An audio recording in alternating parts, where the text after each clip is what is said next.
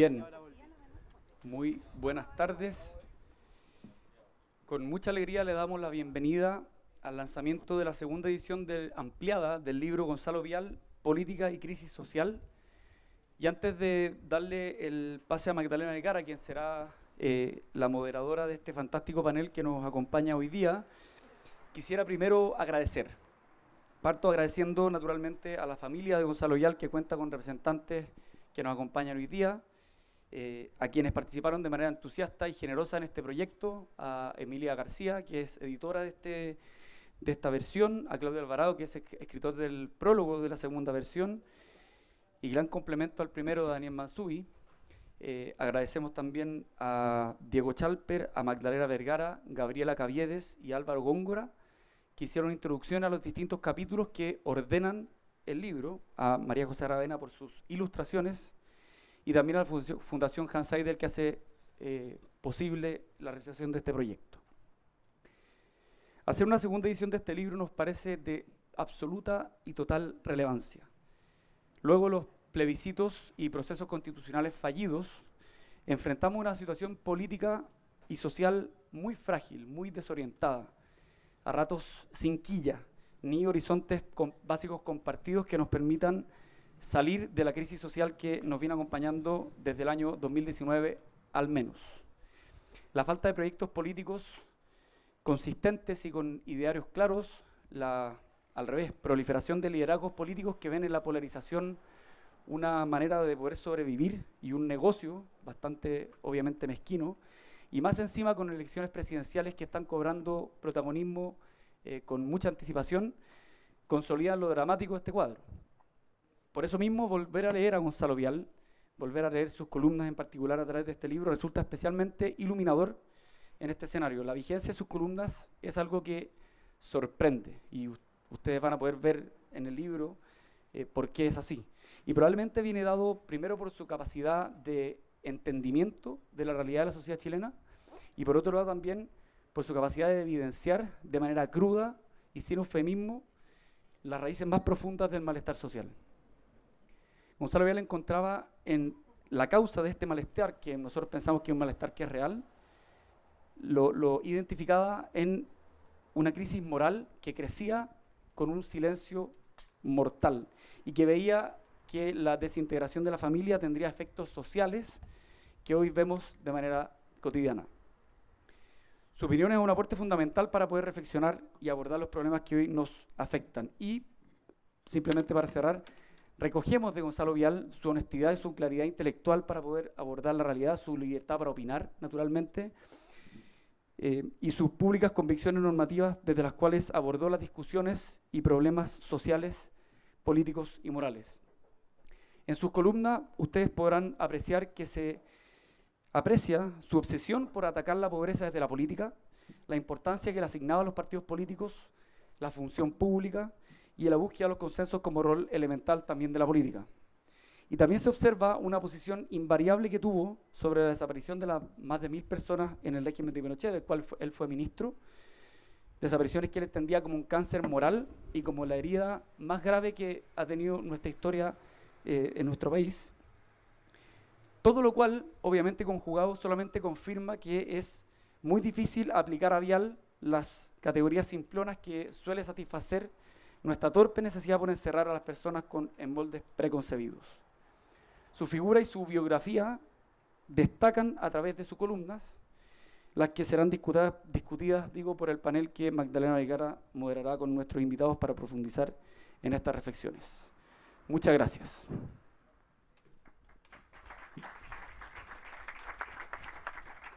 Bueno, muchas gracias nuevamente a todos por participar. Sin más, yo voy a presentar a este panel, que yo sé que no necesita de ningún tipo de presentación, pero vamos a hacer los honores también en este sentido.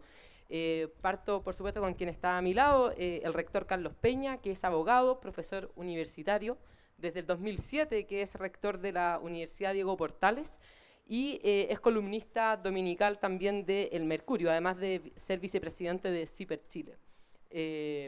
También, bueno, sigo con Karin Ebensperger, que es periodista, estudió periodismo y ciencias políticas en la Universidad Católica, fue comentarista en Canal 13 por más de 25 años, y actualmente también es fundadora de la Fundación Civis Chile, a través de la cual hacen un trabajo también especialmente en escuelas vulnerables. Y termino con Matías Petersen, que es de la casa.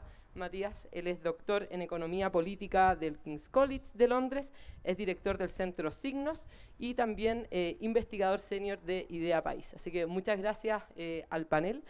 Y para partir la conversación, la idea es que cada uno de los panelistas nos hablen por 8 minutos. Vamos a ser ahí medios estrictos en el tiempo para tener el espacio. Voy a hacer un par de preguntas y luego le vamos a dar, obviamente, la palabra al público para que también puedan hacer una serie de preguntas.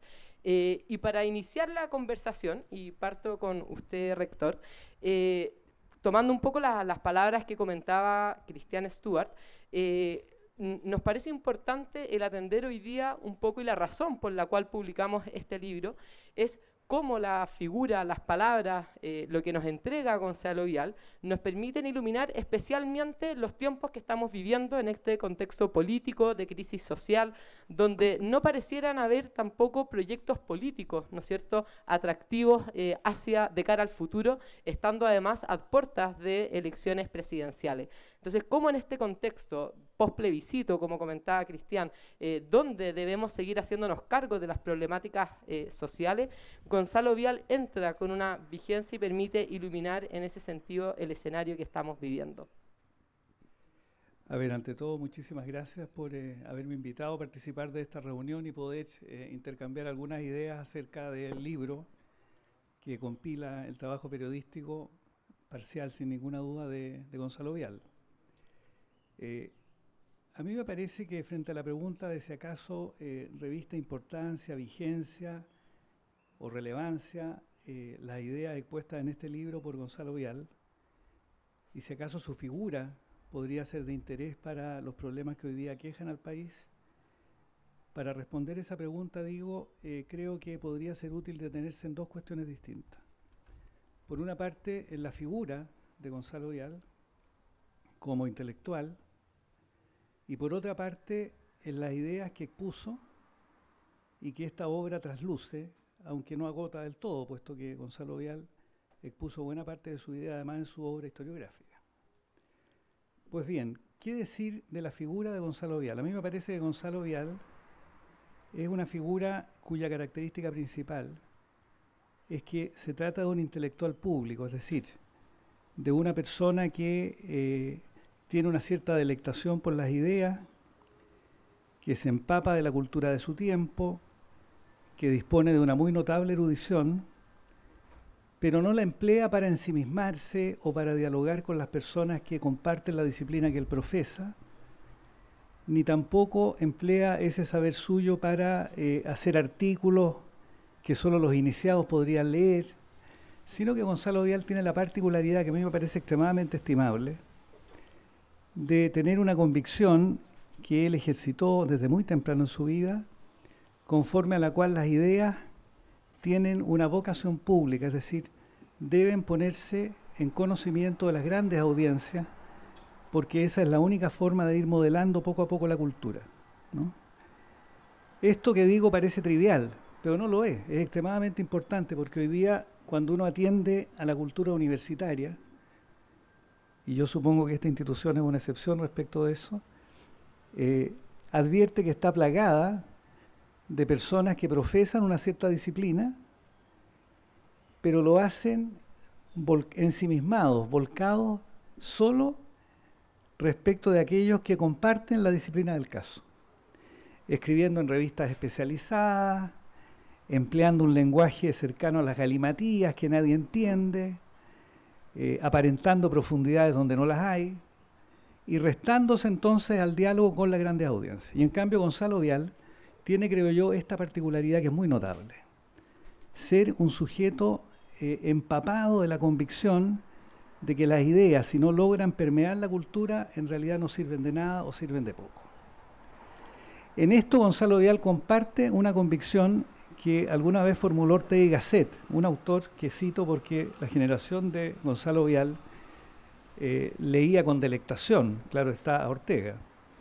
Ortega decía que ser intelectual en América Latina era ser un aristócrata en la plazuela, es decir, un aristócrata, es decir, alguien que maneja con excelencia las ideas, pero que es capaz de descender con ellas, decía Ortega, a esa plazuela intelectual que es el periódico, o sea, que es el trabajo periodístico cotidiano, porque esta es la única manera que las ideas circulen y permeen la conciencia común de la gente, ¿no? Yo creo que esta dimensión de Gonzalo Vial es extremadamente relevante y yo querría subrayarla porque merece toda mi admiración. Yo no fui alumno de Gonzalo Vial, asistí a sus clases, quiero decir, o sea, fui alumno regular de Gonzalo Vial en la Universidad Católica y puedo decirles que sus clases eran muy notables, eran las clases de un profesor con un profundo sentido del deber, que nunca faltaba a ninguna clase por ningún motivo, con un ascetismo extraordinario a la hora de exponer. No tenía el brillo fulgurante de Jaime Guzmán, que con fuegos retóricos entusiasmaba a los estudiantes, haciéndolos a veces comulgar con ruedas de carreta. Gonzalo Vial, en cambio, era un hombre sobrio, ascético, contenido, francamente persuadido, digamos, de su vocación de profesor, ¿no? Y eso es muy notable. Ahora bien, dicho eso, cabría preguntarse lo que de veras importa, ¿verdad? Porque eso es importante, pero a los efectos de la pregunta es lo otro lo que debiéramos subrayar. ¿Qué nos dicen las ideas de Gonzalo Vial respecto de los problemas que hoy día nos aquejan? ¿Hay en esas ideas alguna pista que nos permita resolver algunos de los dilemas que hoy día enfrentamos? ¿Salir de las encrucijadas en las que hoy día estamos? Hay alguna, pero yo no exageraría tampoco, ¿no? Y quiero explicarles por qué. Porque la verdad es que si uno lee este libro con atención, este libro que es magnífico como libro, digo, lo que advierte es que Gonzalo Vial es un hombre profundamente crítico de la modernización que Chile experimentó, ¿no? Si uno tuviera que describir con un solo eje argumental la totalidad de sus columnas, lo que ellas traslucen, lo que en ellas precipita, lo que refracta, digamos, en la totalidad de las líneas que escribió, lo que uno advierte es una persona, un intelectual, profundamente molesto, incómodo, que riñe con la modernización que Chile había experimentado desde fines de la década del 80 en adelante, ¿no? Sus columnas están plagadas de un malestar profundo. No solo constata un malestar, esto es lo que quiero decir.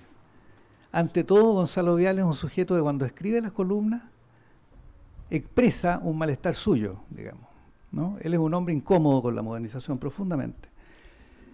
¿Y por qué? Porque él ve en la modernización, es decir, en el cambio repentino en las condiciones materiales de la existencia y en cierto entusiasmo de las élites políticas e intelectuales de la época, él ve que están desatendiendo aspectos claves de la sociabilidad. Y yo creo que esto sí que es valioso, esto que observa Gonzalo Vial. Porque él fundamentalmente, creo yo, detecta tres cuestiones. En primer lugar, él advierte que la modernización chilena está poniendo en crisis, deteriorando, digamos, disolviendo, haciendo entrar en una especie de lenta delicuescencia, digamos, a las agencias socializadoras básicas, ¿no? Él dice, bueno, la familia y la educación, que son las agencias socializadoras fundamentales, aunque él no emplea esa expresión, claro, están en crisis, se están derruyendo, y esto va a dañar profundamente a la sociedad chilena. Esta es una primera cuestión. Con una particularidad, sin embargo, por razones que habría que dilucidar, lo que le preocupa a Gonzalo Vial no es, digamos, lo que le preocupa en este libro, ¿verdad?, para ser justo, no es el deterioro de las agencias socializadoras básicas en sí mismas. A él sobre todo lo que le preocupa es que él piensa que eso está ocurriendo y devastando sobre todo a las familias populares. Él no tiene un diagnóstico sobre el conjunto de la sociedad chilena, no tiene un diagnóstico sobre la estructura de clase en su conjunto. Él no mira la totalidad de la estructura social, no, él tiene una visión inevitablemente paternalista en el sentido que cree él que los fenómenos modernizadores están sobre todo deteriorando e hiriendo a la familia popular, ¿eh?, al bajo pueblo, como se decía a comienzos del siglo XX. Y este es un rasgo que trasluce en toda la obra. Entonces la pregunta que cualquier persona que se asoma a la obra de Gonzalo Vial con ánimo de dialogar intelectualmente con ella, se pregunta, bueno, ¿será verdad esto? ¿Será verdad que las transformaciones de la modernización lesionan a la agencia socializadora, pero que esto sobre todo afecta a las familias pobres o populares? ¿No se tratará en cambio de fenómenos estructurales de índole cultural que entrecruzan la totalidad de la estructura social y que esto obligaría entonces a modificar el diagnóstico?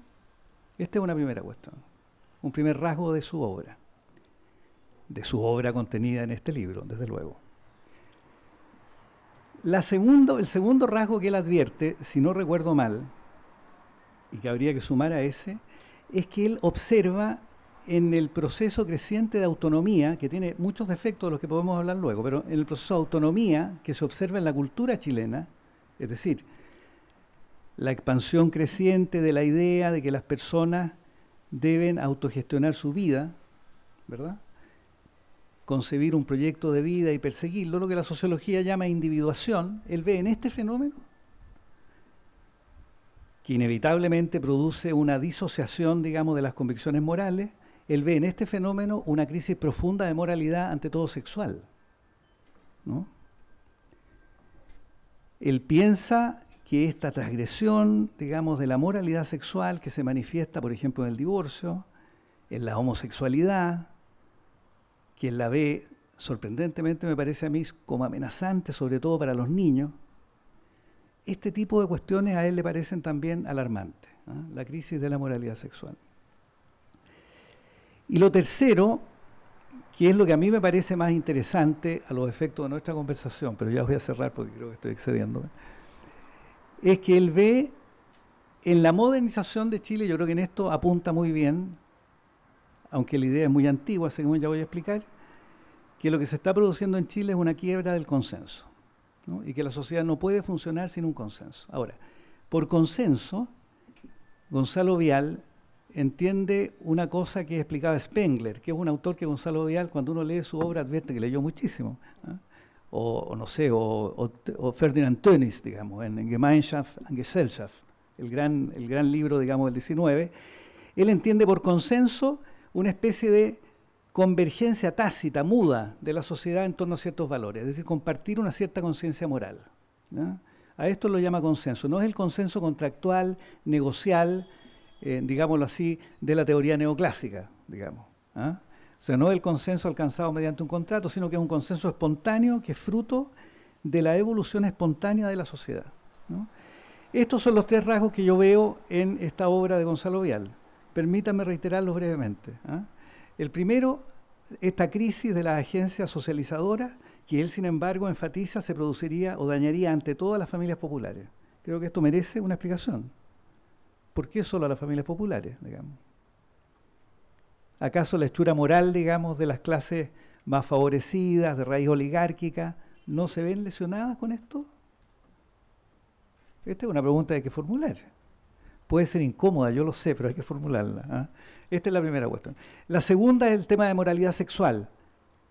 Bueno, ¿es razonable pensar la moralidad sexual de esa manera en una sociedad modernizada, una sociedad abierta, una democracia liberal? ¿Es razonable que usted trate, por ejemplo, a la homosexualidad como una especie de divergencia que podría acabar deteriorando, minando, estropeando las convicciones de la sociedad y el consenso? A mí me parece que no, realmente. Y lo tercero, que aquí sí creo yo acierta, es el tema del consenso, que es una idea, como digo, que pertenece a la tradición que Gonzalo Vial compartió con Góngora, desde luego, con Jaime Izaguirre, con la revista Portada, que es esta idea del consenso como una convergencia muda y silenciosa en torno a cierta conciencia moral, que cuando se fractura produce un decaimiento del orden social. Debo decirles que esto sí que da lugar a un gran debate, pero yo dejo por ahora hasta aquí mis comentarios. Muchísimas gracias. Muchas gracias. Muchas gracias, rector. Y te dejo la palabra, Karin, para que complementes de tu mirada también cómo ves que esta mirada de Gonzalo Vial puede influir en la sociedad que tenemos hoy. ¿Aló? ¿Hablo nomás? Ah, ya. Hagamos un cambio. ¿Aló? Ahí estamos. Gracias, Manena. Carlos y Matías, que bueno compartir con ustedes este panel, y muchas gracias a Idea País por convocarnos con este tema tan interesante. A mí me llamó la atención profundamente el rigor intelectual con que don Gonzalo Vial toma todos los temas sociales que a él le preocupan, y me llama la atención también por lo fracturado que estamos ahora en el país, siendo él un señor, yo creo, conservador, un señor tradicional, que sin embargo él critica a la clase dirigente completa, de izquierda, de derecha, de arriba, de abajo, hace una crítica a la clase dirigente del país en el sentido del abandono en que ha dejado a un grupo muy grande de la sociedad chilena. Él, toda su obra, o todo, como dice Carlos, lo que leemos en este libro en particular, todos estos artículos de él, están basados en el hecho de que hay una invisibilización de un porcentaje muy importante de los chilenos, que todo el avance económico que él valora no ha permitido, desgraciadamente, a la clase dirigente observar que muchos se quedaron atrás y que eso no puede llevar a un país que se desarrolle en armonía y que logre realmente un avance y un desarrollo, porque nos explica, el desarrollo no es sinónimo del PIB, del crecimiento, de los tratados internacionales comerciales, que son todos muy importantes, y de contener la inflación, que también es muy importante, pero dice, y lo voy a citar aquí textualmente, dice, no sé dónde lo tengo, la batalla decisiva por el futuro y el progreso de Chile no se da en los tratados comerciales o en el control de inflación, ni siquiera en el solo crecimiento económico, que es necesario, por supuesto. Esa batalla decisiva se libra a diario, secretamente, en las miles de escuelas dispersas a lo largo de Chile, desde Arica hasta Puerto Toro, donde el 90% de los niños reciben la educación básica. Yo no puedo estar más de acuerdo con esa reflexión de él. Y, como decía bien el rector Carlos Peña, para él hay un consenso básico que se ha roto en Chile, y que es la preocupación por la familia tradicional, él la llama la destrucción de la familia tradicional, y por la educación de los niños más chicos. Y llama la atención, esto ya es una reflexión mía, que en este gobierno, no solo en este gobierno, a lo largo de muchos gobiernos, pero que en este gobierno en particular, que son personas que surgieron de las protestas para lograr una mejor educación, no sea eso lo central en el debate económico, en el debate político sobre todo. Y a mí leer a Gonzalo Vial me ha hecho recordar mucho lo que mi padre me hacía ver, que era el concepto de economía social de mercado, porque él me hablaba de cómo se recuperó Alemania después de la Segunda Guerra Mundial y después del nazismo, estando en el suelo, y resulta que valorando el mercado, valorando la iniciativa privada como el motor del desarrollo en Alemania, sin embargo, el Estado subsidiario es un Estado que acompaña. ¿Y cómo acompaña? Sobre todo, acompaña a través de la educación de los niños desde chicos. El concepto de kindergarten, de jardín infantil, viene de allá, es el concepto de que los niños se forman en lo preescolar y en la educación escolar básica. La universidad, con todo lo que me importa, rector, y con lo felices que estamos de que tantas personas estén accediendo a la universidad que antes no podían acceder, sin embargo, ya son un grupo que logra llegar arriba. Pero muchos chilenos pierden la oportunidad porque sencillamente la educación básica en Chile no está bien cuidada.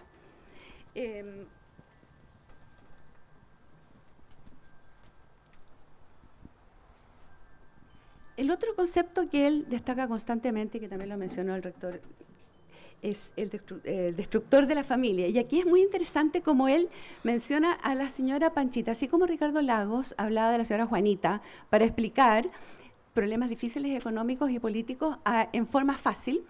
Don Gonzalo nos dice, la señora Panchita es el epítome, el modelo de la moderna mujer chilena. Es jefa del hogar, antes conocida como mujer abandonada, dice él, pero hoy en día le dicen jefa de hogar, pero que claramente está sola educando a su prole con todas las dificultades. Nos dice, miren, esto es interesante porque él aquí refleja cómo critica a moros y cristianos dentro de la élite de Chile. Los economistas liberales, dice, o sea, la centroderecha, y los sociólogos progresistas, dice, suelen derramar lágrimas de emoción ante el mayor trabajo femenino. La mujer, aseguran, se emancipa al trabajar, pero, dice, la señora Panchita no se emociona. Ella ha trabajado siempre y probablemente como no tiene plata ni tiempo para leer los reportajes de la prensa, no se entera de que la nueva mujer moderna es la que posterga la maternidad, consume cultura, logra especialización profesional, avanza en la esfera pública, pero la señora Panchita, ni las miles de mujeres solteras, madres solteras, ni las madres adolescentes viven esta realidad. Son las que se quedan atrás, las que tienen que postergar sus estudios, que tienen que renunciar incluso a sus estudios. Y ese es el Chile que en distintas facetas nos hace ver Gonzalo Vial, el Chile que se queda atrás. Y es el tema de la familia, donde él encuentra que realmente está el gran problema. Él dice que tanto el matrimonio tradicional como la familia tradicional, ambas han perseguido casi todo lo bueno que se ha hecho en Occidente, porque son instituciones milenarias que dan estabilidad a la sociedad. Él era un hombre respetuoso, compasivo, y se encarga de decir que los casos particulares los respeta, pero dice, lo que importa es el mensaje, es la política general. Y él considera que esto se ha abandonado y que no se valora. ¿Y por qué le importa, rectoría? Ahí es donde yo estoy un poco de desacuerdo con usted. No es que le importe solo la familia más, de la gente más pobre, ni nada. Le importa en general, porque dice que eso conduce a que los niños, al no tener un respaldo de la familia, son involucrados en la delincuencia, en el narcotráfico, están abandonados, no tienen una red de apoyo. Y por eso le preocupa tantísimo, me parece a mí, según con la forma como yo lo entendí. Habla también mucho de la corrupción hace un par de décadas, ya lo veía. Y les voy a nombrar bien cortito, porque es sorprendente ver lo que estamos viviendo ahora y lo que él señala como cuáles son las condiciones objetivas que favorecen esta corrupción. El calamitoso estado de la administración pública, suena conocido. La discrecionalidad en el otorgamiento de beneficios estatales. El actuar de muchas municipalidades que disponen de dinero sin control y las organizaciones supuestamente con fines benéficos que disponen de dinero fiscales sin la mínima fiscalización.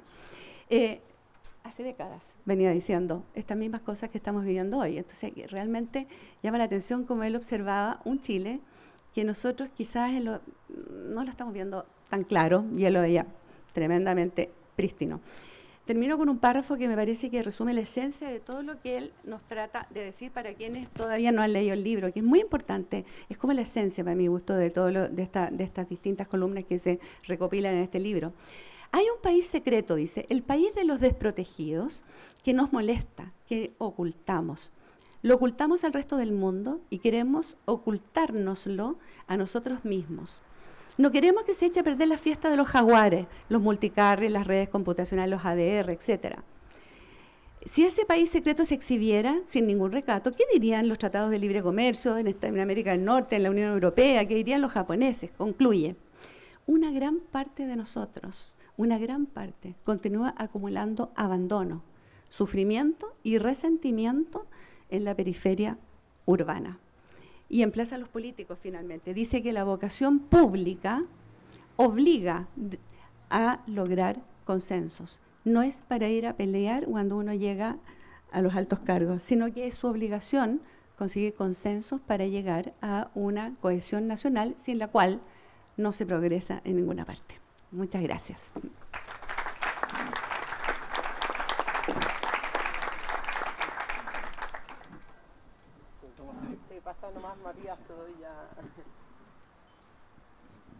Bueno, muchas gracias por la invitación, aunque soy de la casa, me siento de la casa, cumplo con agradecer. También por compartir este panel con el rector Carlos Peña y con Karin. Yo de verdad encuentro que la publicación en esta segunda versión del libro de don Gonzalo Vial es iluminadora. Pero creo que antes de entrar en algunos puntos que a mí me parece que son relevantes en el texto, quisiera hacer dos prevenciones, ¿no? Porque leer un texto como este y tratar de sacar conclusiones respecto de la realidad política contemporánea requiere estas dos previsiones, ¿no? La primera tiene que ver en qué sentido, y es una pregunta importante creo yo, en qué sentido un texto de columnas escrito en el rango de años en que fue escrito puede iluminar la realidad actual. Es evidente que hay muchas luces que puede arrojar el texto en su totalidad, digamos, respecto de la realidad política contemporánea, pero también requiere un ejercicio de actualización de algunos de los argumentos, de quizás matizar algunos de los modos de expresar esos argumentos, de manera tal que sean inteligibles, ¿no es cierto?, a los problemas que enfrentamos hoy. Y lo segundo, sumado a lo anterior y añadiéndole dificultad a lo anterior, es que se trata de columnas escritas por un autor profundamente cristiano. Y la historia del cristianismo en los últimos 30 años, y en particular del cristianismo católico, requiere, ¿no es cierto?, una reflexión adicional respecto de algunos de los temas señalados en el libro. Hechas esas prevenciones, yo quisiera llamar la atención sobre dos puntos que me parecen sumamente importantes. El primero es más bien eminentemente político y el segundo tiene que ver con cuestiones de carácter moral. Evidentemente la política y la moral tienen vínculos causales potentes, pero atendiendo a ese matiz, ¿no es cierto?, hay una distinción clara entre lo político y lo específicamente moral. Respecto de lo político, a mí me interesa resaltar la relevancia que tiene, a pesar del ejercicio de traducción en términos de la época en la que fueron escritos y las realidades que enfrentamos y los problemas que enfrentamos hoy, a pesar de ese ejercicio, o hecho ese ejercicio, a mí me parece sumamente relevante el análisis que hace don Gonzalo de la propia tradición social cristiana. ¿Por qué? Porque es la propia tradición social cristiana en la que él de un modo u otro se enmarca, la que de algún modo ilumina también el trabajo de Idea País. Y en ese sentido me parece un punto relevante a rescatar en el texto. En particular, el análisis del Partido Demócrata Cristiano, que se trasluce en las columnas, el análisis de la vitalidad, por un lado, y decadencia posterior de la tradición social cristiana en Chile, de la tradición intelectual social cristiana en Chile, y por otro lado, la relevancia de estas reflexiones para la realidad política contemporánea. ¿Qué implica, a la luz de esa prevención, qué implica entonces pensar hoy día o articular hoy día un proyecto político social cristiano? Es algo que se pregunta don Gonzalo en columnas como Democracia Cristiana y Social Cristianismo, en la reseña o semblanza de la figura de Cruz Coque, y aquí, perdonen que refiera a columnas específicas de formación académica, en Humanismo Cristiano, Doctrina Social de la Iglesia y Política, columnas de esas columnas específicas, ¿no es cierto?, destacan, por un lado, una tensión que él vio de manera permanente entre el potencial intelectual del humanismo cristiano y más específicamente de la doctrina social de la Iglesia y el modo en que ese mismo potencial fue siendo horadado por los mismos social cristianos chilenos. Entonces hay una crítica de Gonzalo Vial al Partido Demócrata Cristiano, por ejemplo, pero es una crítica a la tradición en la que él mismo de un modo u otro se inserta, ¿no? Y eso me parece un análisis muy relevante, hecha las traducciones temporales necesarias, digamos, muy relevante para el modo en que la tradición social cristiana se para hoy día, ¿no? Un botón de muestra de la relevancia de esa reflexión tiene que ver con lo que don Gonzalo llamó la pasión derechista, ¿no? Al analizar, por ejemplo, el fracaso de la candidatura de Cruz Coque, don Gonzalo revela cómo cierto miedo de la derecha tradicional chilena lleva, ¿no es cierto?, a descartar proyectos políticos que buscan consensos más amplios de los que admitirían los principios tradicionales de la derecha, por ese miedo, ¿no es cierto?, al entregar, al ceder en ciertos principios, o al jugarse políticamente una candidatura que busca alianzas más amplias que los sectores a los que uno pertenece, ¿no? En ese sentido me parece que hay, evidentemente, hechas las traducciones temporales necesarias, perdonen lo majadero, me parece que hay analogías bastante impresionantes respecto de la situación que vive la centro derecha y la derecha contemporánea, ¿no?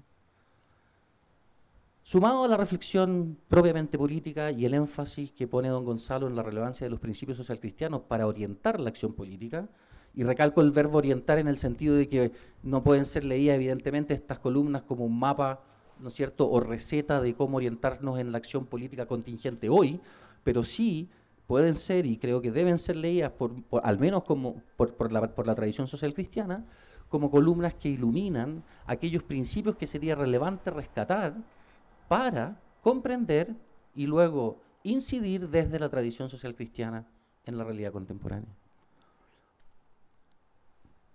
La reflexión moral a la que hacía también referencia el rector Carlos Peña, también yo creo que es relevante e importante de destacar. Pero en este sentido me parece que es importante tratar de buscar un modo de expresar la preocupación central de don Gonzalo en términos que, de nuevo, sean inteligibles a la realidad contemporánea, ¿no? Porque evidentemente que hay cosas que nos chocan a todos, o al menos a mí, del modo de expresarse de don Gonzalo respecto a ciertas realidades sociales que son muy complejas. Pero el punto de fondo, me parece a mí, que puede universalizarse y llevarse a una reflexión más amplia respecto del papel que tiene en cualquier vida humana medianamente lograda la educación del deseo, de cualquier deseo, no solo el deseo sexual. A don Gonzalo le preocupa cierta indiferencia, o la indiferencia de cierta izquierda por las consecuencias sociales que puede tener la promiscuidad sexual en condiciones de marginalidad. Y le preocupa, en parte, como comentaba Karen, ¿no?, por las consecuencias que eso puede tener para las posibilidades de un niño de educarse, ¿sí?, de atender a la escuela y rendir en ella, pero también para una vida humana en general. El deseo sexual es uno de nuestros deseos fundamentales en la vida humana, y esos deseos son, o han de ser, educados, orientados, ¿no es cierto? Uno reflexiona sobre sus deseos y preferencias, y eso es parte de cualquier vida humana. Y es parte de vidas incluso en contextos de individuación, es parte de aquel proceso de hacerse cargo, de autogestionar nuestra propia vida, para emplear las mismas palabras del rector Peña, ¿no? Entonces, a mí me parece que una reflexión clave tiene que ver con el modo en que hemos desatendido amplios sectores políticos a la relevancia sobre el deseo humano y la reflexión que nos cabe a todos como agentes morales en nuestra propia vida. En parte también esto conecta con la reflexión transversal en todas las columnas de don Gonzalo respecto al papel de la familia, ¿no? Y el papel de la familia, él lo ve, y sin querer reiterar demasiado lo que ya se ha dicho, él ve en la constitución de la familia que podríamos llamar tradicional un elemento fundamental que permite no solo el desarrollo educativo de los niños, no solo mitigar, digamos, ciertas consecuencias económicas de marginalidad y de pobreza, sino que, sobre todo, atender a la posibilidad que entrega la familia de que la gente desarrolle vínculos sociales estables, ¿no? ¿Por qué? Porque a don Gonzalo le parece que la familia es aquel lugar en el que uno aprende a confiar, ¿sí? La confianza interpersonal la hemos casi ya manoseado suficientemente en los últimos 5 o 6 años, digamos, la caída en los niveles de confianza interpersonal, el efecto que podría eso tener en la confianza en nuestras instituciones políticas y sociales, etcétera, etcétera. Pero aquí hay algo muy profundo, creo yo, que es en la familia donde las personas son valoradas, ponderadas, queridas, no por sus logros, no por su mérito, sino simplemente por lo que son. Y esa experiencia de amor incondicional no puede sino tener consecuencias sociales. Esa experiencia de amor incondicional, o esa falta de experiencia de amor incondicional, no puede sino tener consecuencias sociales. ¿Cuáles son aquellas? ¿Qué importancia empírica tienen? Son pues preguntas abiertas. Pero me parecería poco plausible asumir que los contextos de vulnerabilidad y marginalidad que don Gonzalo describe y la consecuencia que eso tiene en nuestra capacidad para confiar en otro, no tenga consecuencia en nuestro modo de relacionarlo social y políticamente, ¿no? Y entonces, si uno le da esa vuelta de tuerca al argumento, uno puede iluminar mucho más, quizá, problemas contemporáneos relevantes, como son las mentadas caídas en la confianza interpersonal, en la confianza en las instituciones políticas y sociales, etcétera, etcétera. Sin no quiero alargarme más, entiendo que estoy justo en el tiempo, pero quisiera, esa sería como una invitación, ¿no? A tomar esos argumentos que desarrolla don Gonzalo y darle una vuelta de tuerca en términos de cómo afecta la vida familiar y la calidad de los vínculos familiares a nuestras relaciones sociales en términos más generales, ¿no? Muchas gracias.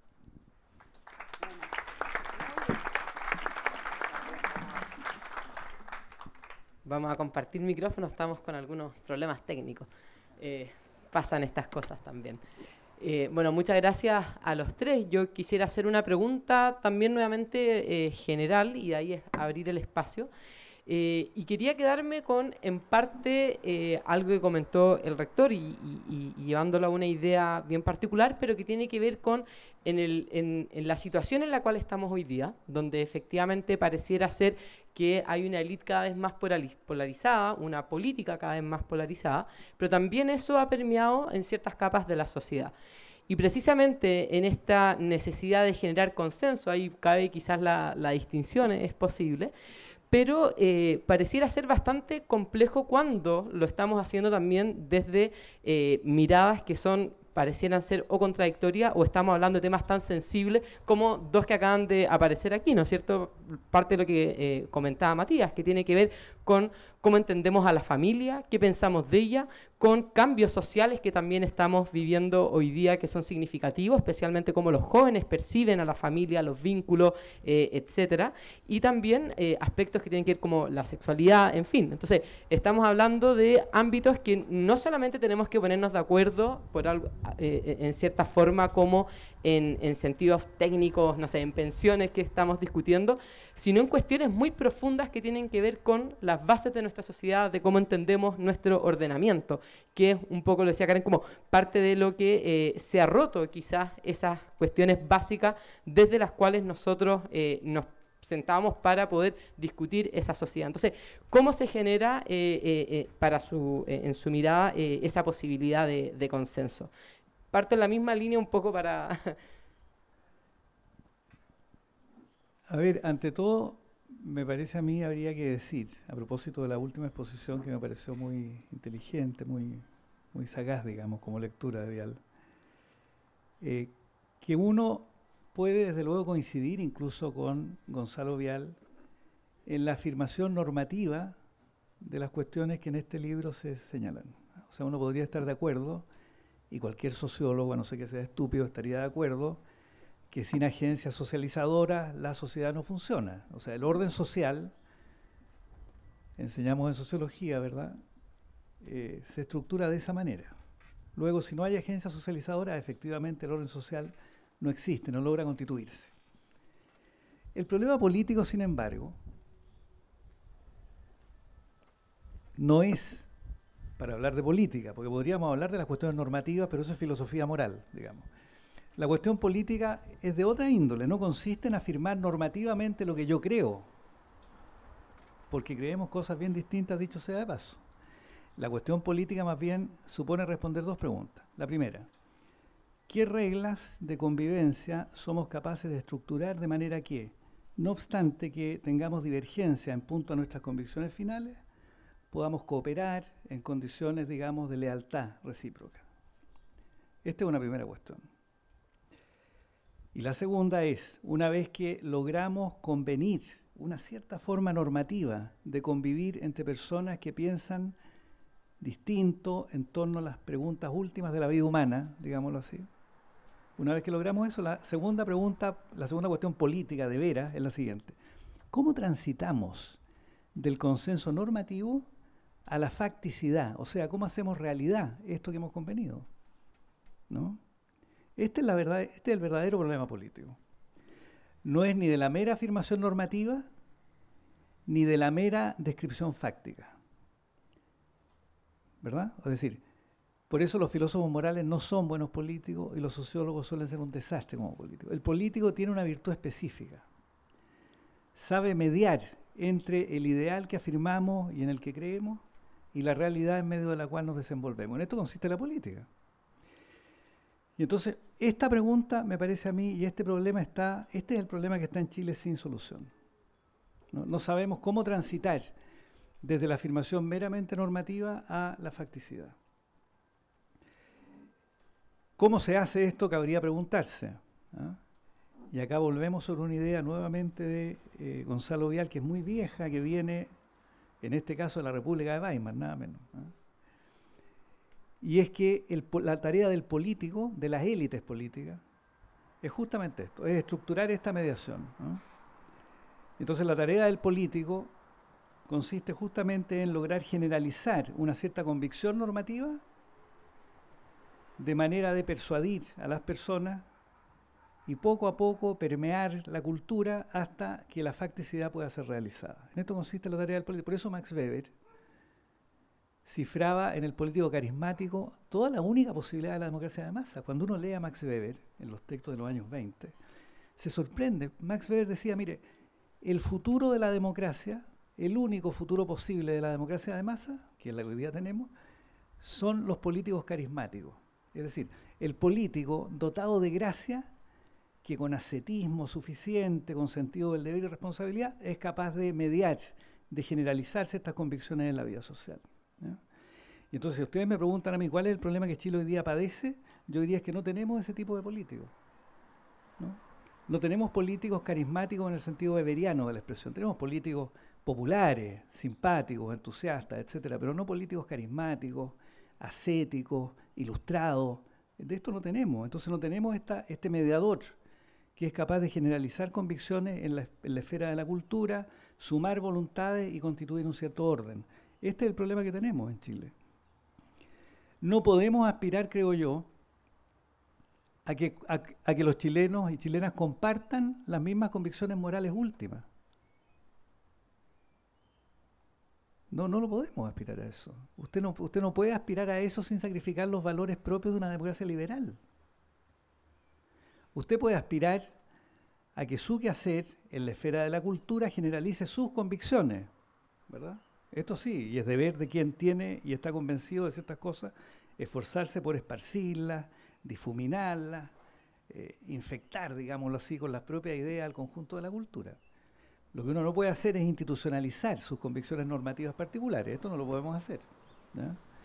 Entonces, el desafío de un político cristiano, para ir a este tema que ha sido mencionado, que yo creo que es un tema relevante realmente, no es institucionalizar sus convicciones morales, suponiendo, dicho sea de paso, que el cristianismo tenga unas únicas convicciones morales, pero dejo en paréntesis ese problema.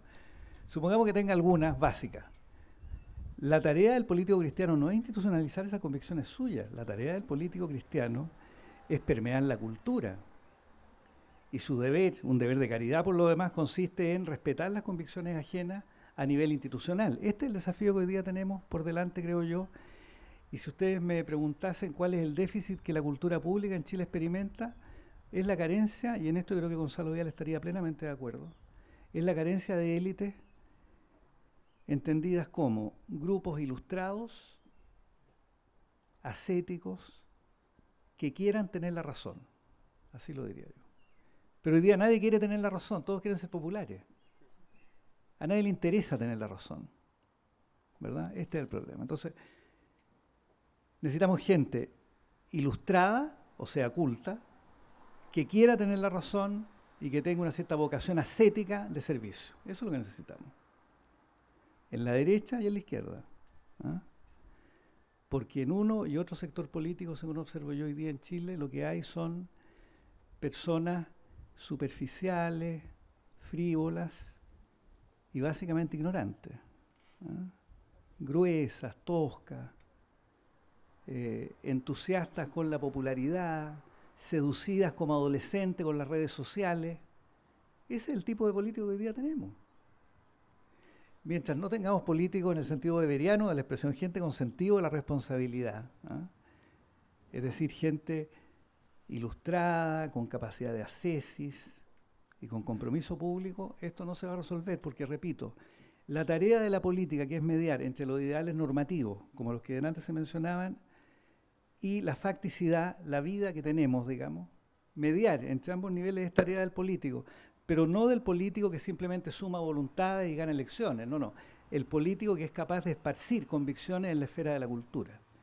Este creo yo es el problema que tenemos hoy día en Chile. Gracias.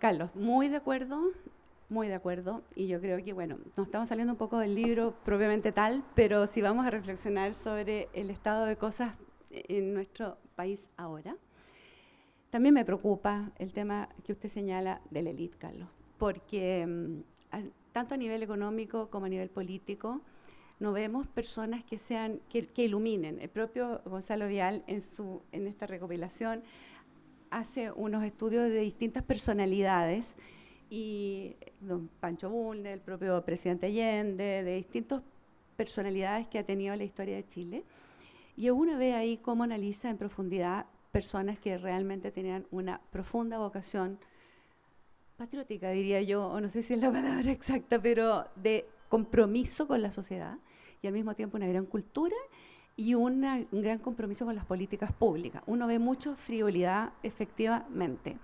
Y yo creo que esto se refleja, por ejemplo, en que la élite chilena, que muchas personas van a estudiar, no sé, a Estados Unidos, a Inglaterra, a Oxford, a Chicago, llegan sabiendo todo lo que se hizo en esos países para hacerlos grandes, y en Chile se coluden y hacen tonteras que no serían aceptadas en otros países y que arruinan por dentro, desde la élite, muchos de los logros que con esfuerzo los chilenos sacaron adelante. Entonces, ahí es donde uno dice, bueno, don Gonzalo Vial tenía razón de criticar a los dirigentes, a la élite, en general a la dirigencia chilena, que ha sido bastante frívola, parece.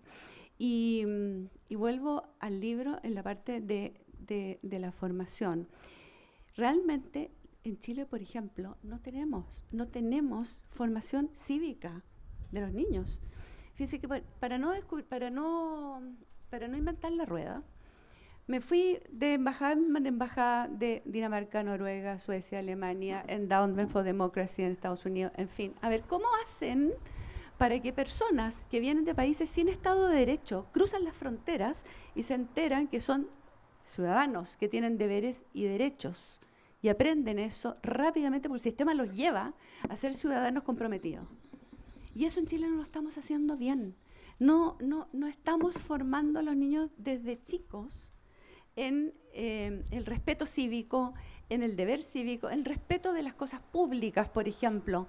Es gratis no ensuciar, es gratis respetar el busto de Arturo Prat, no tengo idea. Yo a mis nietos los hago cuadrarse cuando pasan delante del busto, porque el valiente Arturo Prat, si uno nos enseña este tipo de cosas, perdonen, pero realmente está faltando la formación cívica en Chile. Y me he encontrado con muchas personas de la centro derecha y de la derecha que uno les dice, falta formación cívica. Ah, no, es que se presta para adoctrinar. Pero por favor, hagámoslo bien. Si no tenemos que adoctrinar políticamente, se trata del compromiso cívico de vivir el país con respeto. Nos está faltando todas esas cosas. Y yo veo en este libro y en estas columnas de Gonzalo Vial una preocupación grande por esta falta de civilidad, por la clase dirigente de todos los colores políticos, porque, como decía adelante, habla del sociólogo, progresista y del economista liberal. En fin, a todos los metía en el mismo saco de la frivolidad. Realmente creo que esta reflexión que ustedes nos han llamado, Manena, a hacer aquí en Idea País es importante, porque estamos demasiado divididos. Hay mucha rabia contenida y no podemos olvidar, por supuesto, esa invisibilidad de los sectores postergados que él tanto destaca en sus columnas. No, muy breve. Yo en términos generales estoy muy de acuerdo con lo que se ha dicho, en particular con esta tarea, ¿no es cierto?, que le asigna el rector Carlos Peña al político, ¿no? Y yo creo que ahí tenemos el problema mencionado, ¿no?, de la mediación entre los ideales políticos o normativos y las estructuras sociales concretas, ¿no?, a nivel institucional. Pero además tenemos un problema adicional, creo yo, que agrava lo anterior, o que dificulta más la emergencia de dichos políticos, que es la fragmentación moral, no dicho en términos normativos, digamos, sino fácticamente, la fragmentación moral de la sociedad chilena. O sea, los procesos de modernización acompañan, suelen traer aparejado, ¿no es cierto?, fragmentación de visiones de vida, o diversidad de visiones de vida, de lo que es una vida lograda, una vida humana medianamente lograda. Y en esos contextos se hace más difícil incluso llegar a un cierto ideal de contenidos mínimos normativos que pudiéramos respetar, ¿no? O sea, porque si el político baja, aterriza, media, ¿no es cierto?, ese ideal regulativo a las condiciones fácticas actuales, es porque de algún modo hay algún consenso mínimo posible. Y hoy día yo creo que eso incluso está de un modo u otro amenazado. Amenazado por cuestiones culturales que tienen que ver con la fragmentación moral a la que me refería, pero también por cuestiones institucionales. O sea, ejemplo, la relevancia, creo yo, al menos personalmente, de la discusión en torno a una posible reforma del sistema político, ¿no?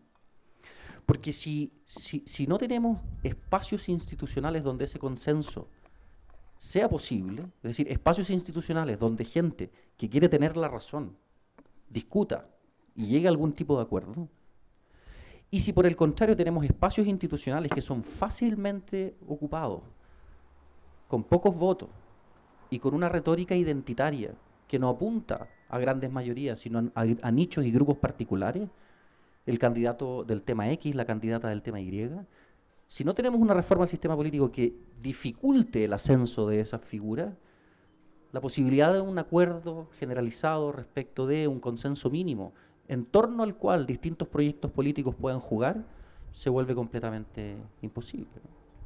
Y entonces a mí me parece que, sumado a la dificultad que mencionaba el rector Peña, está esta otra, ¿no? Ejemplo concreto, los programas de educación cívica, ¿no? ¿Cómo se determinan esos programas hoy día? Que además don Gonzalo varias veces insiste, y yo en esto tiendo a estar muy de acuerdo, ¿no?, en lo nefasto que puede ser el nivel de centralización de nuestros programas educativos, porque justamente, por un lado, impiden la coexistencia de diversos proyectos educativos, y por otro, tienden a incentivar a que ciertos grupos políticos quieran justamente institucionalizar sus visiones sobre lo que es o no debiese ser una educación cívica razonable. Y entonces es muy complejo, y aquí es donde empiezan a aparecer estas reflexiones donde lo normativo y lo fáctico, donde nuestras convicciones morales y lo que ocurre en el terreno político empiezan a interactuar de manera importante, ¿no? Entonces, a mí me parece que son esas las reflexiones a la que nos llama don Gonzalo. Muchas gracias. Estamos en honor al tiempo, vamos a hacer algunas preguntas, pero vamos a con el micrófono me van a arrancar, ¿sí? Ya. Yo hablo fuerte, pero se necesita para el streaming. No, vamos a algunas preguntas, vamos a juntar 3 del público y las repartimos aquí entre los expositores para que puedan responder. Así que si hay preguntas, levanten la mano y pasamos el micrófono también. Aquí 2, ya, la familia García se lleva. Buenas tardes, yo soy María Luisa Vial. Quiero hacer algunas como puntualizaciones. Primero que don Gonzalo siempre habló de que no se publicaban las columnas como libro, aun cuando hoy día se está haciendo, porque él decía esto se escribe para la semana. Lo que ya pasó, ya pasó. Y sin embargo, aún así podemos sacar muchas enseñanzas. Lo que me ha llamado la atención en la última pregunta o respuesta de los panelistas, se lo doy a cualquiera, es la visión de que desde la élite política va a venir la normalización y que tiene que hacer... Yo entiendo lo que usted dijo, que esa élite va a producir la facticidad, ¿ah? Pero yo creo que en nuestro país lo que falta es la educación desde abajo, la profundidad en la educación desde abajo. O sea, no vamos a tener nunca un verdadero consenso si no aprendemos a pensar desde muy chicos y no caemos en el juego de la persona que se hace la simpática y trae un plan audaz y atractivo para una persona que no entiende lo que está escuchando. A mí me parece que darle la importancia que tiene a la educación básica y media es algo que los chilenos se nos ha olvidado. Estoy absolutamente de acuerdo que la élite, y yo creo que muchos, es muy frívola en Chile. Los verdaderos problemas no los ve, y eso es lo que don Gonzalo trató de hacer frecuentemente. o sea, con mucha fuerza, mostrar a través de la columna, que es una cosa puntual del minuto, mostrar lo que nosotros vemos todos los días, que cuando uno conversa con las personas no tienen verdadero interés en arreglar la cosa. Verdadero interés, moverse profundamente por la educación de los chilenos, de manera que esa educación que sea profunda, que permita que la persona alcance niveles de pensamiento importantes, llegue a permear la sociedad.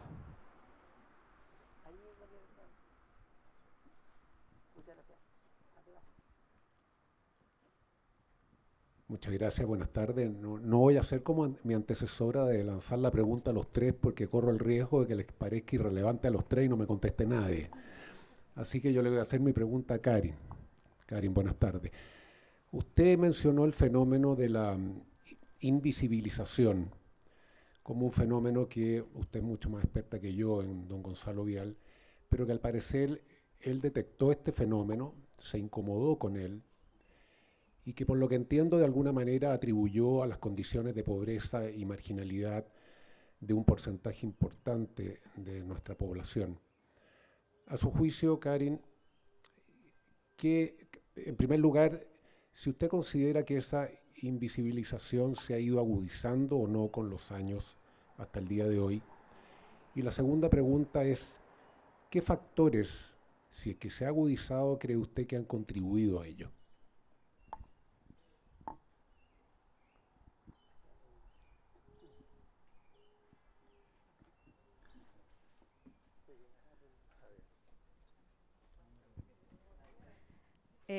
Dado que el primer García hizo la pregunta a Karin, yo les hago la pregunta al rector y a Matías.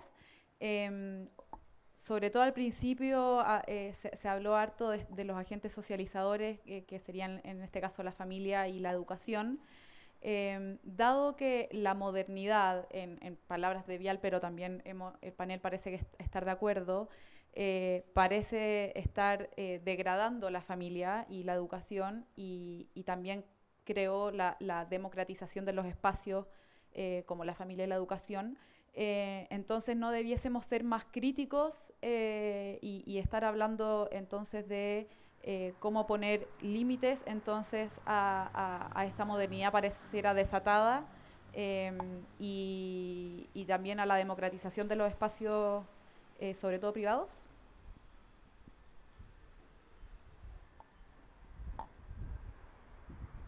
Ya, muchas gracias y lamentablemente por el tiempo vamos a tener poco tiempo para las respuestas, así que les pido ser concisos dentro de lo posible. Voy a partir ahora con Karin, que tuvo la primera pregunta interpelada. Ya, muchas gracias por la pregunta. Efectivamente, central en la obra de don Gonzalo es el hecho de que el país progresa un poco y mucho en materia económica, pero se invisibiliza a un porcentaje muy importante de la población que no logra este desarrollo. Y la pregunta es si esto si ha aumentado esta invisibilización. Yo tengo la sensación de que como el país progresó desde el punto de vista económico, efectivamente, y se llegó a más personas con la posibilidad de que surgieran, no creo que haya aumentado, pero sí está presente eso. Y gran parte de, no la violencia del estallido social, que esa debe ser condenada absolutamente, y creo que ahí el rol de cierta prensa también contribuyó a que no fuera condenada con la fuerza que debió ser condenada la destrucción. Pero yo creo que, al margen de ese horror, creo que la parte del millón de personas que salió en las distintas ciudades de Chile a protestar por un cambio de fondo en la forma de relacionarnos y en la forma de cómo la economía debe llegar a todos, yo creo que quedó en evidencia que esa invisibilización existe y sigue existiendo y crea mucha rabia, mucho resentimiento. Por lo tanto, por eso yo nombraba la economía social de mercado, porque Cuando tú tienes países como Japón y Alemania destruidos por una guerra, pero pueden organizar una sociedad en que junto con el avance económico se mira a quienes están quedando atrás y se ve cómo ayudar a esos que están quedando atrás a través de políticas sociales focalizadas, serias, que no dilapidan el dinero de todos los chilenos en tonteras, sino que realmente se enfocan a solucionar con buenos políticos que no tenemos, en fin. Bueno, yo creo que por eso nombraba el caso posguerra alemán, porque creo que la economía social de mercado debe hacerse cargo de buenas políticas públicas que solucionen los temas sociales, y no lo estamos haciendo bien en ese sentido. Sí, estoy orgullosa de cómo Chile progresó en muchos aspectos económicos. Creo que no podemos dejar de ver eso, y por lo tanto muchos salieron de la pobreza, y eso aplaudo. Pero quedaron estos bolsones que él se encarga de destacar tanto y que no nos estamos haciendo cargo y están creciendo de nuevo. Muchas gracias. Sigo quizás con Rector, y hay 2 preguntas pendientes, por si acaso, para no olvidar ahí. Sí, yo me voy a referir brevemente a las 2 preguntas pendientes. Yo creo, bueno, no ha habido tiempo, desgraciadamente, de detenernos en este aspecto. Yo creo que efectivamente la cuestión educativa es la clave, ¿no? Y tal vez habría que pensar mínimamente siquiera cuáles son los obstáculos y las causas que han conducido a la debacle que hoy día estamos experimentando. Yo creo que hay varias. Déjenme listar las más evidentes, ¿no? Las más obvias. Primero, hay una cuestión relativa a la formación de profesores en Chile. Hasta los años 70 en Chile, para que ustedes lo recuerden, los profesores se formaban en 2 circuitos formativos. Había profesores para aquellos que iban nada más que al sistema, digámoslo así, alfabetizador de la educación básica, y otro grupo de profesores formados en el pedagógico de la Universidad de Chile, ¿verdad?, para las élites que iban a la universidad. Es decir, tuvimos en Chile, esto es increíble, hasta los años 70, lo hemos olvidado, 2 circuitos de formación de profesores. Uno para proletarios, como se llamaban las escuelas en 1920, otro para las élites. Lo que hizo la dictadura fue intentar remediar esto, ¿no? Al trasladar la formación de profesores a las universidades, pero no funcionó del todo por motivos que alguna vez podríamos discutir. Pero hay una larga tradición en Chile, una larga tradición de una formación de profesores diferenciada.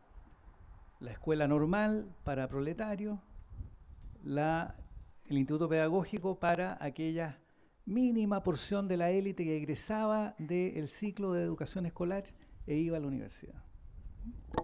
Este es un primer factor. El segundo son las ideologías pedagogicistas que hoy día se enseñan en las escuelas de educación, ¿ya? El constructivismo, la idea que usted puede enseñarle a los estudiantes espíritu crítico y una especie de aprendizaje inductivo a través de materiales que los propios estudiantes estudian, digamos. Esto es una tontería que ha sido discutida. En sociología de la educación, Bernstein probó que esto era absurdo hace, no sé, 50 años. Pero en Chile todos hacen oídos sordos a esto. Usted no puede enseñar a niños con prescindencia del capital cultural de que son portadores. Usted aprende a hablar, aprende matemáticas, etcétera, a través de la autoridad, no inductivamente, ¿no? Esto lo dice Wittgenstein en un famoso libro que se llama Sobre la certidumbre. Dice, ¿cómo aprende usted a contar? Infiriendo que existe el cero. No, dice Wittgenstein. Alguien le dijo que existía el cero y usted lo creyó. Si usted no cree eso, bueno, no puede contar simplemente. Entonces, esta idea de que educar consiste, por decirlo así, en despertar un saber inductivo del que serían portadores los estudiantes es una tontería, pero esta tontería ha infectado prácticamente a todas las escuelas de educación y ha devaluado el papel del profesor a un mero animador de la sala de clases. Esto también ocurre en las universidades. Los profesores que ponen PowerPoint y leen un PowerPoint en la clase, o dan materiales y hacen una especie de show, digamos, en torno a PowerPoint, a mí me ha parecido siempre algo patético, ¿no?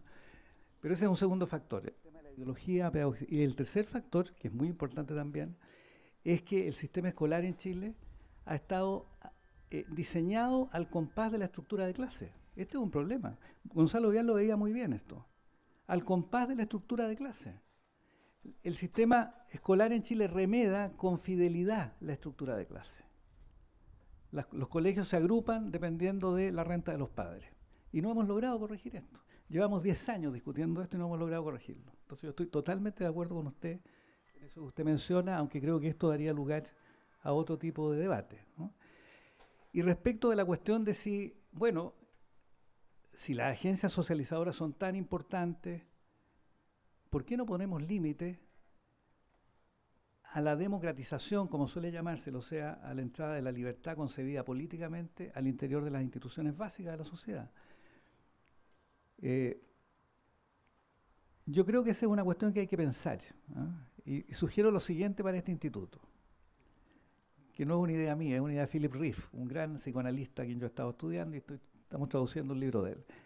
Rieff dice, mire, Rieff, para que ustedes se ubiquen, era el marido de Susan Sontag, ¿ya? La gran musa, digamos, del pensamiento crítico. Bueno, Philip Rieff se divorció, por supuesto, de Susan Sontag. Dice, mire, si uno revisa la literatura americana, digamos, del siglo XX, llega a la conclusión hasta los años 70 que la única pregunta que hemos intentado responder es la siguiente: ¿cómo expandir la libertad? ¿Cómo hacer posible la autonomía? ¿Cómo sacudirnos las ataduras de las costumbres y de las reglas sociales? Esta ha sido la pregunta que ha orientado el pensamiento moral y político, dice él, hasta los años 70. Pero en realidad es hora de retomar otra pregunta, que yo creo que subyace a su planteamiento, aunque yo no tengo una respuesta para esto todavía. Y la pregunta es, ¿no será hora de preguntarnos otra cosa? Es decir, ¿cómo se constituye el orden social? En vez de preguntarnos tanto cómo expandir la autonomía, preguntémonos ahora una pregunta que hemos abandonado, que era la pregunta, debo decirle, de las ciencias sociales durante el XIX. ¿Qué hace que exista una sociedad? ¿Qué cosas tenemos que hacer para que la sociedad exista, para que haya orden social? Esta pregunta hoy día nadie se la plantea y nadie quiere responderla. Y yo creo que efectivamente es uno de los temas que deberíamos pensar. Si eso conduce o no a regimentar instituciones básicas, etcétera, bueno, habrá que discutirlo. Pero que esa es la pregunta que hemos abandonado, sobre eso no cabe ninguna duda. Muchas gracias.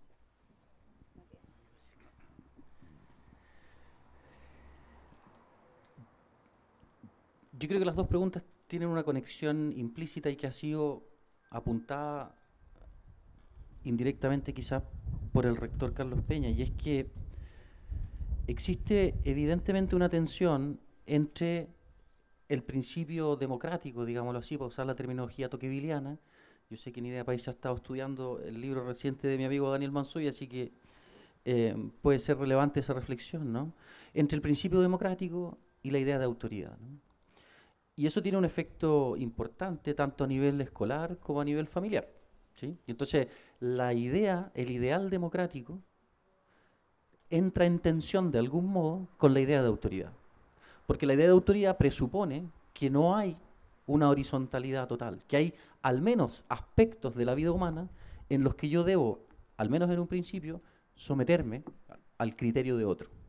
Luego podré, con el paso del tiempo, evaluar los criterios que orientaron mi acción inicialmente, pero toda práctica humana, la educación, la ciencia, un deporte, presupone someterse, al comienzo al menos, a la autoridad de otro. Y esa autoridad tiene razones para actuar, ¿sí? El poder no es, como algunos autores podrían sugerir, ¿no es cierto?, meramente arbitrario, ¿no? Y entonces, esas razones que la autoridad da de por qué un logaritmo se calcula de tal manera, ¿cierto?, o de por qué es relevante leer a Ercilla, esos criterios tienen una tradición, hay argumentos que los iluminan, y yo cuando me inicio en cualquiera de esas prácticas, acepto, al menos en principio, esos criterios. Y entonces, cuando el ideal democrático, como bien apuntaba el rector Peña, es nuestra pregunta fundamental, perdemos de vista el papel sociológico fundamental que cumple la autoridad en general, en la familia, en el colegio y en la vida política. Y entonces en ese sentido es que creo que el problema de la tensión entre autonomía y autoridad está presente tanto en esas dos agencias socializadoras de las que hablaba don Gonzalo.